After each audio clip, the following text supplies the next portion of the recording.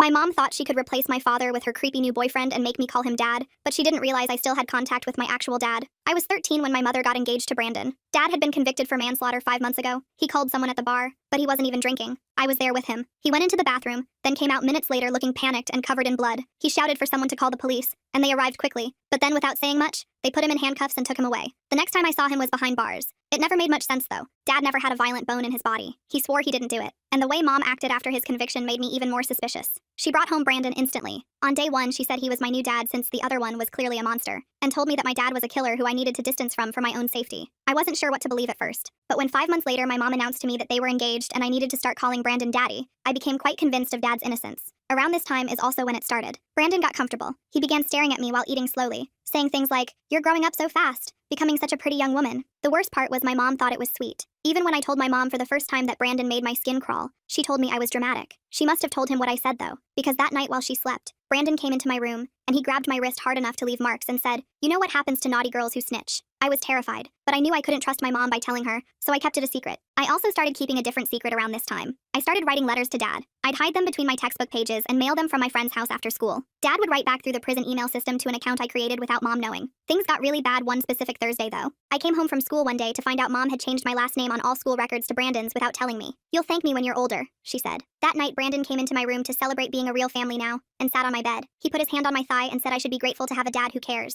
I pushed him off and locked myself in the bathroom until he left. I remember writing to Dad about that incident. The letter I got back from him was on real paper this time, and parts of it were damp and see-through, almost as if he had cried while writing it. That almost broke me. But luckily there was one thing I looked forward to, the chance to see him. His birthday was coming up, and I remember enthusiastically asking Mom if I could visit him. I told her I knew she didn't like him, but it was his birthday, just today, and for a few minutes. "Please," I said. But of course I got told no. Actually, I got told something even worse. Mom said we couldn't go because that exact weekend Brandon coincidentally had car show tickets and expected us all to go together. He specifically requested us to have adjoining hotel rooms. When I told them I'd rather visit Dad, Mom exploded. "He's a killer! You're not visiting a murderer!" When I said, "He's innocent and he's still my dad," Brandon backhanded me across the face while Mom watched. She said nothing. I was forced to go with them that weekend, and while I was sleeping, the worst happened. Brandon snuck in. He was drunk, and this time he didn't restrain himself to just a thigh grab. His hand went all the way. I had never felt so disgusting and humiliated. I remember traveling home broken. And to make matters even worse, the week we came home, my mom found the hidden letters from Dad I had been hiding. She burned them in the backyard, and as punishment for communicating with him, she took my bedroom door off its hinges for monitoring.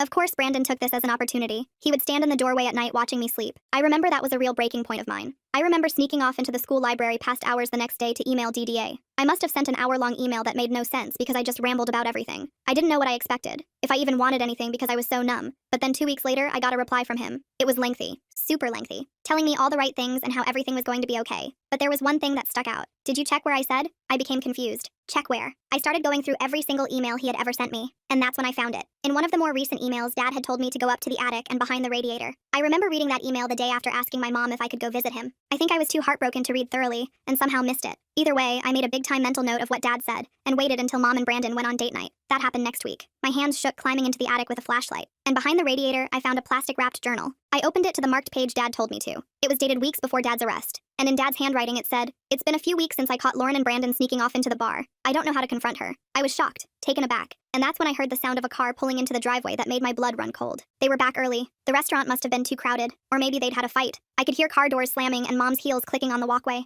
My heart pounded as I clutched the journal to my chest, knowing I had only seconds to decide what to do. I heard Brandon's heavy footsteps on the stairs, each creak of the old wood sending a jolt through my chest. My hands were shaking so bad I almost dropped the flashlight, its beam dancing wildly across the dusty attic floorboards. I shoved the journal under my shirt, the leather cover cold against my skin, and scrambled toward the attic opening, but I was too slow. Brandon's head appeared through the hole just as I reached the ladder, his dark eyes immediately locking onto mine. He stared at me for a long moment, his expression unreadable in the dim light. Then he climbed up the rest of the way, his broad shoulders barely fitting through the opening. I backed up against the wall, feeling the rough wood press into my spine, the journal pressing against my stomach under my shirt. He looked around the attic slowly, deliberately, taking in the disturbed dust that hung in the air like tiny ghosts, the moved boxes near the radiator where I'd found Dad's hidden things. He asked what I was doing up here, his voice calm, but with an edge that made my skin crawl. I told him I was looking for my old stuffed animals from when I was little, trying to keep my voice steady. He didn't believe me. I could see it in the way his jaw tightened, the way his hands flexed at his sides. He stepped closer, and I could smell the wine on his breath from dinner, mixed with his cologne that Mom said was expensive but always made me feel sick. He said I was a terrible liar, just like my father.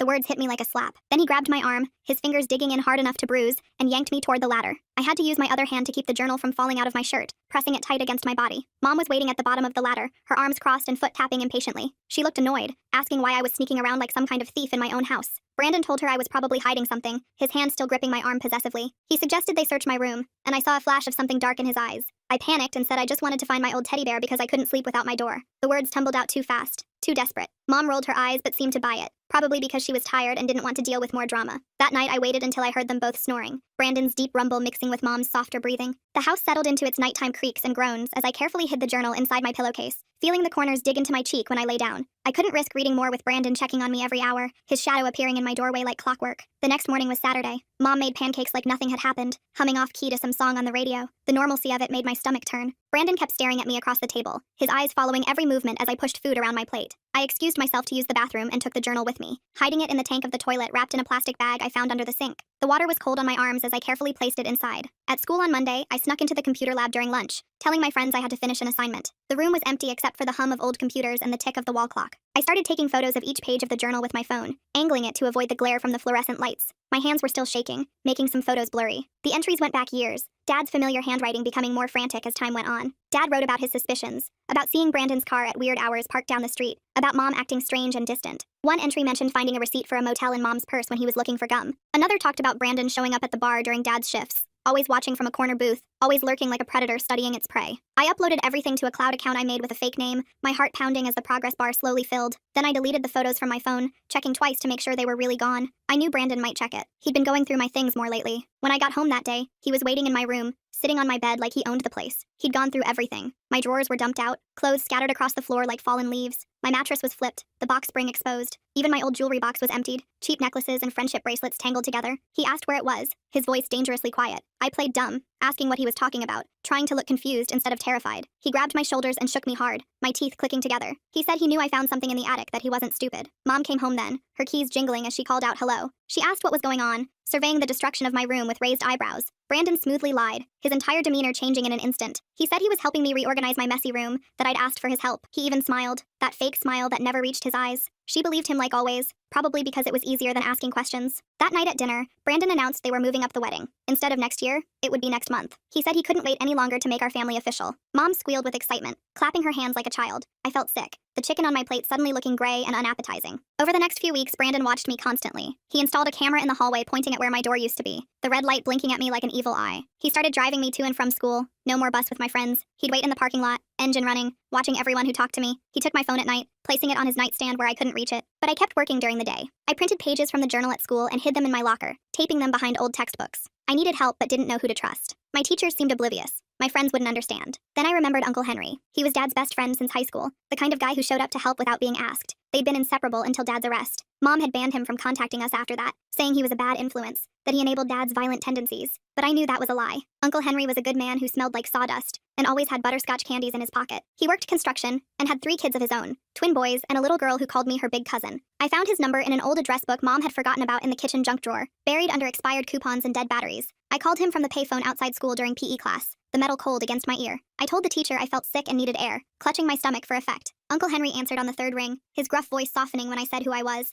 I talked fast, words tumbling over each other, telling him I needed help, that Dad was innocent, that I had proof. He told me to slow down, to breathe. Then he said to meet him at the public library after school the next day. He'd tell my mom he saw me walking and offered a ride if she asked. His voice was steady, reassuring, and for the first time in weeks, I felt like maybe things would be okay. Brandon was suspicious when I said I was staying late for a group project. He grilled me about who was in my group, what the project was about, which teacher assigned it. But my history teacher backed me up when he called to check, probably annoyed at being bothered during her planning period. I practically ran to the library, my backpack bouncing against my spine. Uncle Henry was waiting in the parking lot in his old pickup truck. The red paint faded but clean. He looked older than I remembered, with more gray in his beard and deeper lines around his eyes. I showed him photos of the journal entries on my phone, swiping through them quickly. His face got darker with each one, his knuckles white as he gripped the steering wheel. He said he always knew something was off about Dad's arrest. The story never made sense. Too many holes, too convenient. He asked if I still had the actual journal. I told him where I hid it, and he nodded approvingly. He said we needed more than just Dad's suspicions. We needed real evidence, witnesses, something concrete. He knew some people who worked at the bar that night. Maybe they saw something, remembered something the police didn't bother to ask about. Over the next 2 weeks, I met Uncle Henry at the library 3 more times. Each meeting felt like a spy movie, checking over my shoulder, taking different routes. He'd tracked down Edward, who was working security that night. Edward was a big guy with kind eyes who remembered everything. He remembered Brandon being there, which was weird because Brandon had told police he was home all evening watching TV. Edward said he saw Brandon go into the bathroom right before Dad, maybe 30 seconds. But Edward had been too scared to speak up after Dad got arrested so fast, afraid of getting involved, afraid of Brandon, who had connections everywhere. Uncle Henry also found Carolyn, who was bartending that night. She had curly red hair and a sharp memory for faces. She said Brandon had been coming around for weeks before the incident, always asking about Dad's schedule, pretending to be friendly. She thought it was strange but didn't think much of it at the time. People asked about regulars all the time. She remembered Brandon ordering a drink that night, a whiskey neat, then disappearing for a while before the body was found. She'd been the one to call 911, her hands shaking so bad she could barely dial. The breakthrough came when Uncle Henry talked to Brian, who managed the bar. Brian was an older guy who'd run the place for 20 years. Brian mentioned they'd upgraded their security system a month before the incident. The police had only taken the main camera footage, but there was a backup system that recorded the hallway to the bathrooms. Brian still had those files on an old hard drive in his office. He'd forgotten about them until Uncle Henry asked, the drive gathering dust behind old liquor invoices. We met at Brian's house to watch the footage. His living room smelled like cigarettes and coffee. My stomach was in knots as Brian connected the drive to his laptop. The timestamp showed Brandon entering the bathroom at 9:47 p.m., walking casually like he had all the time in the world. Dad entered at 9:52 p.m., probably just needing to use the bathroom after his shift. Brandon came out at 9:51 p.m., checking his watch and smoothing down his shirt. Dad came out at 9:53 p.m. covered in blood, shouting for help, his face a mask of shock and horror. It was clear as day. Brandon had 4 minutes alone in that bathroom, more than enough time to call someone and set up a frame job. Uncle Henry copied the footage onto multiple USB drives, his hands steady and methodical. He said we needed to be careful about how we handled this. We couldn't just go to the police. Brandon might have connections there, friends who owed him favors. We needed to build an airtight case first. He told me to act normal at home, not to let on that we knew anything. It was the hardest thing I'd ever had to do. But Brandon must have sensed something. Maybe I was a bad actress. Maybe he was just paranoid. He started getting more aggressive. One night he came into my room and sat on my bed, the mattress dipping under his weight. The hallway camera couldn't see him from that angle. He said he knew I'd been sneaking around with Uncle Henry. Someone had seen us at the library, probably one of his buddies who seemed to be everywhere. He said if I didn't stop whatever I was doing, Mom might get hurt. He said accidents happen all the time, his voice casual like he was discussing the weather. People fall downstairs, cars have brake problems, gas leaks happen. I understood the threat, felt it settle in my chest like a cold stone. I was terrified but tried to stay calm, keeping my breathing even. I told Uncle Henry at our next meeting, whispering even though we were alone. He said we needed to move faster. He'd been in touch with Dad's lawyer, showing him what we'd found. The lawyer was excited but cautious. He said we needed the original journal too. It would strengthen the case, prove the photos weren't doctored. I told him I'd get it, even though the thought made me want to throw up. That night I waited until 3 a.m., watching the clock's red numbers change with agonizing slowness. I crept to the bathroom, my bare feet silent on the carpet. I carefully retrieved the journal from the toilet tank, the plastic still protecting it. It was still dry in its plastic wrapping. Dad's words safe. I put it in my backpack for school, zipping it into the inner pocket. But when I came out of the bathroom, Brandon was standing in the hallway like a ghost. He asked what I was doing up, his eyes glinting in the darkness. I said I felt sick, holding my stomach. He stared at me for a long moment, then let me pass. I felt his eyes on my back all the way to my room. The next morning, my backpack was gone. I found it in the kitchen, empty, its contents spread across the table. Brandon was sitting at the table with the journal in front of him, flipping through pages with theatrical interest. Mom was reading it, her face pale and confused. Brandon had told her I'd been writing fantasy stories about him, that I was disturbed, that I needed help. He'd started pointing out specific entries, saying, "Look how she's trying to copy your husband's handwriting. See how she mentions you and me together? This is clearly her sick fantasy about breaking us up." Mom's confusion turned to anger as Brandon kept talking, weaving his lies with just enough truth to make them believable. Mom believed him. She said she was disappointed in me, that making up lies about Brandon was sick, that she thought I was dealing with Dad's absence better than this. I tried to tell her it was Dad's journal, but she wouldn't listen. She said I was obviously forging Dad's handwriting to frame Brandon, because I couldn't accept him as my new father. She said I needed therapy, maybe even a special boarding school for troubled teens. Brandon suggested his cousin ran one in another state. Very strict, very isolated. Good for fixing problem children who told lies and caused trouble. The way he said it made my blood run cold. I felt the walls closing in, the room spinning slightly. That day at school, I found Uncle Henry's truck in the parking lot at lunch. I climbed in and broke down crying as I told him what happened. He said not to worry, we still had the footage. But when I got home that afternoon, my phone was missing from my backpack. Brandon had it. He went through everything and found my cloud account, guessing the password after 3 tries. He made me watch as he deleted all the journal photos, his finger stabbing at the screen with vicious satisfaction. He said Uncle Henry's copies wouldn't matter without the original to verify them against. He said the photos could be faked, that any decent lawyer would argue they were doctored without the original journal to compare the handwriting. The bar footage was different. That was from an official security system with timestamps that could be verified. But handwriting in photos? Too easy to forge. That night, Mom told me I was leaving for boarding school on Monday. This special place would help me deal with my delusions about Brandon. She'd already called the school. They were expecting me. It was 1,000 miles away in the mountains. No phones allowed. No outside contact for the first 6 months to avoid negative influences. I realized this was Brandon's plan to shut me up for good, to make me disappear without actually calling me. I managed to slip out Saturday morning when Mom went grocery shopping and Brandon was in the shower. I could hear the water running as I eased open the front door. I ran to Ashley's house and used her phone to call Uncle Henry. Ashley's mom was at work and Ashley covered for me, bless her. I told him about the boarding school. He said to pack a bag and meet him at the library in an hour. But when I got back home, Brandon was waiting on the front steps, his hair still damp. He'd noticed I was gone. He dragged me inside by my hair, my scalp burning. Mom wasn't back yet. He threw me against the wall hard enough to knock a picture frame down and said I'd ruined everything. He said he'd worked too hard to let a bratty kid destroy his plans. He said Dad deserved to rot in prison, that he'd been planning this for months before that night at the bar. He said Mom was easy to manipulate, so desperate for attention after Dad started working 2 jobs to pay off the mortgage. I asked him why he called that man in the bathroom, needing to hear him say it. Brandon laughed, an ugly sound. He said the guy was just in the wrong place at the wrong time. Brandon had gone in there to plant a bloody knife he'd prepared, one that would have Dad's prints on it from the kitchen at home. But the hammered guy saw him placing it near the sink and started asking questions, getting too close. So Brandon had to silence him, quick and messy, using that same knife. Then when Dad came in minutes later to help, it was perfect. The blood was fresh, Dad's prints got on everything when he tried to help the victim, tried to stop the bleeding, and in the chaos, Brandon pocketed the actual murder weapon and left a different knife at the scene, one he'd also prepared but that wouldn't trace back to him. I was recording everything on Ashley's phone that I'd hidden in my pocket, the record button pressed before I even walked in. Brandon didn't notice. He was too busy ranting about how smart he'd been, how he'd worn gloves, how he'd studied the bar's schedule for weeks. He said after Dad was gone, marrying Mom was just smart business. She had good life insurance from her job at the hospital, and I'd be worth even more in Social Security if something happened to her. Maybe a car accident, maybe a fall, maybe she'd just get sad and take too many pills. That's when Mom walked in. She'd come back early because she forgot her wallet. She heard everything Brandon had just said. Her face went white as paper. She dropped the groceries, oranges rolling across the floor. Brandon spun around, realizing his mistake. He tried to backtrack, saying I'd made him angry, that he didn't mean it, that he was just trying to scare me straight. But Mom had heard enough. The veil had finally lifted. Brandon stepped toward her and she backed away, her hand reaching behind her. She told him to get out. He said she was overreacting. She grabbed a kitchen knife from the block and told him to leave or she'd call the police. Brandon laughed and said she wouldn't dare. Too much scandal, too much shame. What would the neighbors think? But Mom's hand was steady as she held the knife. For the first time in months, I saw the Mom I used to know, the one who protected me from nightmares and kissed scraped knees. Brandon realized she was serious. His face changed, the mask finally dropping completely. He grabbed his keys and wallet from the counter, but before leaving, he turned to Mom and said this wasn't over. He said he knew too much about her, about the affairs she'd had before Dad when they were first married, about the money she'd stolen from Dad's savings to cover her shopping debts. He said if she went to the police, he'd destroy her reputation. Then he left, slamming the door so hard the windows shook and the remaining pictures fell off the walls. Mom collapsed on the floor crying, her body shaking with sobs.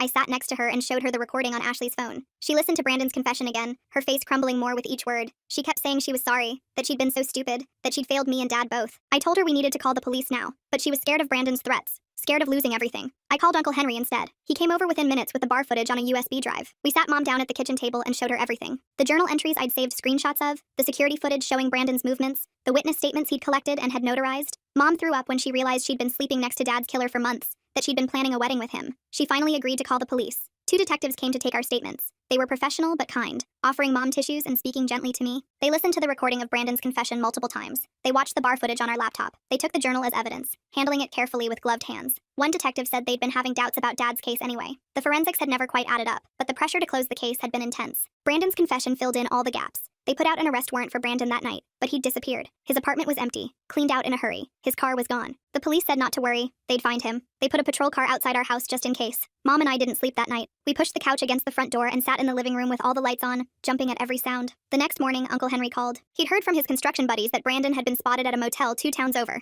trying to pay cash for a room. The police were on their way. By noon, they had him in custody. He'd tried to run but didn't get far. They found evidence in his car linking him to the original murder weapon. He'd kept the actual knife all these years like some sick trophy, hidden in a lockbox in his trunk. The knife from the crime scene had been a decoy, but the real one still had traces of the victim's blood in the handle's crevices. Brandon tried to deny everything at first. He said I'd faked the recording using AI, that Mom was lying to protect me because she felt guilty about Dad, but the evidence was overwhelming. The bar footage showed him entering that bathroom. His fingerprints were on the real murder weapon once they tested it properly. The forensics that hadn't matched Dad suddenly made perfect sense when applied to Brandon. Even the angle of the wounds matched Brandon's height, not Dad's. Faced with everything, Brandon finally broke. He confessed fully in exchange for a plea deal. He admitted to planning the whole thing, to framing Dad, to manipulating Mom. He even admitted to things we didn't know about. Other crimes in other states, other victims who'd been blamed for things they didn't do. The detective said Brandon was a serial predator who'd been getting away with it for years, moving from place to place, always finding vulnerable women with kids. Dad's lawyer filed for an emergency appeal based on the new evidence. The judge reviewed everything and ordered Dad's immediate release. After 8 months in prison for a crime he didn't commit, Dad was coming home. Mom and I drove to pick him up. The ride was silent except for the radio playing softly. Mom kept crying, dabbing at her eyes with tissues. I didn't know what to say, my throat tight with emotion. When the prison gates opened and Dad walked out, he looked smaller than I remembered. Thinner, older, his hair more gray than brown now, but his eyes lit up when he saw me. I ran to him and hugged him tighter than I'd ever hugged anyone. He smelled different, like industrial soap and sadness, but he was still my dad. He held me and cried into my hair, whispering that he'd missed me so much, that he'd never stopped believing I'd know the truth. Mom stood back, unsure, wringing her hands. Dad looked at her for a long moment. Then he said they'd talk later, that right now he just wanted to go home. The drive back was quiet except for Dad asking small questions. How was school? Had I grown taller? Was my favorite restaurant still open? Normal Dad questions that felt anything but normal after everything we'd been through. We got home and Dad just stood in the doorway for a minute, looking around like he was memorizing everything. The house looked different without Brandon's stuff everywhere. Mom had thrown out anything he'd touched, leaving weird empty spaces on shelves and walls. Dad walked through each room slowly, running his fingers over furniture, picking up picture frames that Mom hadn't gotten around to replacing yet. That first night was awkward as hell. Dad slept on the couch even though Mom offered him their old bedroom. I heard him moving around at 3 a.m., probably couldn't sleep after months in a cell. I found him in the kitchen making coffee with shaking hands. We sat at the table in silence until he finally asked if I was okay. Really okay. I told him about Brandon, about everything. He listened without interrupting, his jaw getting tighter with each detail. When I finished, he said he was sorry he couldn't protect me. I told him it wasn't his fault. The next few days were a blur of lawyers and paperwork. Dad's lawyer was working on getting his record completely cleared, not just overturned. There was talk of compensation for wrongful imprisonment, but Dad said he didn't care about money. He just wanted his life back. Mom kept trying to talk to him, following him around the house, but he wasn't ready. He'd answer her questions with one word and find excuses to leave the room. Brandon's trial date was set for 6 months out. The prosecutor said with his confession and all our evidence, he'd probably get life without parole. They'd linked him to 3 other murders in different states, all with similar patterns. He'd frame someone close to the victim, then swoop in to comfort the grieving family. The detective said we were lucky, that his other victims hadn't survived to expose him. I went back to school, but everything felt different. Kids whispered when I walked by. Everyone knew about Brandon and Dad by now. Ashley stuck by me though, and a few other friends who actually mattered. My teachers were extra nice, which almost made it worse. I didn't want pity, I just wanted normal. But normal was gone, probably forever. Dad started working construction with Uncle Henry. Manual labor, he said, helped clear his head. He'd come home exhausted and covered in dust, but he seemed calmer. He was seeing a therapist too, some guy who specialized in wrongful conviction trauma. Dad didn't talk about the sessions, but I could see they were helping. He stopped flinching when doors slammed, stopped checking locks obsessively. Mom moved out after 2 weeks. She rented a small apartment across town, said she needed space to figure things out. I was relieved, honestly. The tension when her and Dad were in the same room was suffocating. She'd betrayed him in the worst way possible, even if Brandon had manipulated her. Some things you can't come back from. She asked if I wanted to stay with her sometimes, but I said no. I needed to be with Dad. The divorce papers came a month later. Dad signed them without reading them, just wanted it over. Mom gave him everything. The house, the car, full custody of me. Her guilt was eating her alive. She started seeing a therapist too, trying to understand how she'd been so blind. I felt bad for her sometimes, but then I'd remember how she chose Brandon over Dad, how she didn't believe me, and the sympathy would dry up. Uncle Henry became a regular at our house. He'd bring his kids over on weekends and we'd have cookouts like the old days. His twins, Elijah and John, were only 8, but they idolized Dad. They didn't care about his past, just that he could throw a football and tell funny stories. His daughter Deborah was my age and we got close fast. She understood what it was like to have your family turned upside down. Her mom had left when she was 10. 3 months after Dad got out, I had to testify at a pretrial hearing. The prosecutor said my testimony would help ensure Brandon couldn't claim insanity or coercion. I wore my nicest dress, the blue one Dad bought me for my birthday 2 years ago. My hands shook as I swore to tell the truth. Brandon sat at the defense table in an orange jumpsuit, looking smaller than I remembered. He tried to catch my eye, but I stared straight ahead. I told them everything. About the threats, the touching, the night at the hotel. The judge had to call a recess when I talked about finding Dad's journal because I started crying too hard to continue. Dad wasn't allowed in the courtroom since he might be called as a witness later, but Uncle Henry was there. He gave me a thumbs up from the gallery, reminding me I was brave, that I could do this. Brandon's lawyer tried to make me look like a confused kid, asking if maybe I'd misunderstood Brandon's intentions. I stayed calm and repeated what happened, exactly as it happened. The prosecutor showed the recording from Ashley's phone, and Brandon's face went gray. His lawyer asked for a plea deal that afternoon, 25 to life instead of life without parole. The prosecutor said no way. After the hearing, reporters tried to talk to us outside the courthouse. Dad shielded me with his body as we pushed through them to Uncle Henry's truck. They shouted questions about forgiveness, about moving forward, about how it felt to see Brandon in chains. We didn't answer. There was nothing to say that would make them understand. This wasn't entertainment. It was our life. Mom started sending me letters, long rambling apologies about how she failed as a mother, how she should have seen the signs. I read the first few, then started throwing them away unopened. Dad said I should consider forgiving her eventually, for my own peace, not hers, but I wasn't ready. Maybe I'd never be ready. She'd chosen a monster over her own family. Some things are unforgivable. Brandon's actual trial was brutal. They brought in his other victims' families, showing pattern after pattern of his behavior. One woman from Arizona testified about how he dated her after her husband died in a suspicious accident. She'd gotten bad vibes and dumped him, probably saved her own life. Another family from Nevada talked about their son who was serving time for a murder that sounded exactly like Dad's case. The prosecutor said they were reopening that case too. Dad testified on day 3. He wore his only suit, the one from their wedding that he'd kept for some reason. He talked about finding the body, about trying to help, about the confusion when they arrested him. He talked about prison, about missing my birthday, about writing letters I'd never get to read. His voice broke when he talked about the day I was born, how he'd promised to always protect me and felt like he'd failed. Brandon took the stand on day 5, against his lawyer's advice. He tried to paint himself as a victim of circumstance, said the man in the bathroom had attacked him first. But under cross-examination, his story fell apart. He contradicted himself, got angry, showed his true face to the jury. When the prosecutor asked about his plans for me and Mom, he refused to answer. His own lawyer looked defeated. The jury deliberated for 2 hours. Guilty on all counts. Murder, conspiracy, fraud, attempted assault on a minor. The list went on. The judge sentenced him to life without parole, consecutive sentences for each crime. Brandon didn't react, just stared at the table. As they let him out, he looked at me one last time. I stared back, wanting him to see that he hadn't broken me, that I'd won. Dad and I went to his favorite restaurant after, the little Mexican place that still had his picture on the wall from when he was a regular. The owner hugged him and said the meal was on the house. We ate in comfortable silence, both exhausted but relieved. It was over. Really over. Brandon would die in prison and we could start rebuilding. Mom tried to come to the house the next week. Dad wouldn't let her in, talked to her through the screen door. She wanted to apologize again, wanted to try family counseling. Dad said no, that ship had sailed. She needed to move on, and so did we. She cried and begged, but Dad stood firm. I watched from the stairs, feeling nothing. She'd made her choice and now she had to live with it. I started seeing a therapist too, some lady named Dr. Cheryl who specialized in trauma. She helped me process everything, taught me it wasn't my fault, that I'd been incredibly brave. Some days I believed her, some days I didn't. But slowly, the nightmares stopped. I stopped checking locks obsessively, stopped flinching when men walked behind me. Progress came in small steps. Dad and I developed new routines. Sunday breakfast at the diner, Wednesday movie nights, helping Uncle Henry with projects on Saturdays. We talked more than we ever had before, about everything. School, friends, the future. He helped me with homework even though math wasn't his strong suit. He came to every school event, cheering too loud at my mediocre clarinet performances. We were learning how to be a family again, just the two of us. 6 months after the trial, Dad met someone. Carolyn, the bartender who testified, started coming around. First just as a friend, then something more. She made Dad laugh, real laughs, not the forced ones he'd been doing. I liked her. She didn't try to be my mom, just treated me like a person. She'd bring takeout and we'd watch bad movies, making fun of the plot holes. Dad smiled more when she was around. Mom eventually stopped trying to contact us. I heard from Ashley's mom that she'd moved to another state, starting fresh where nobody knew her story. Part of me hoped she'd find peace. Part of me didn't care. She'd been so easily fooled, so quick to replace Dad.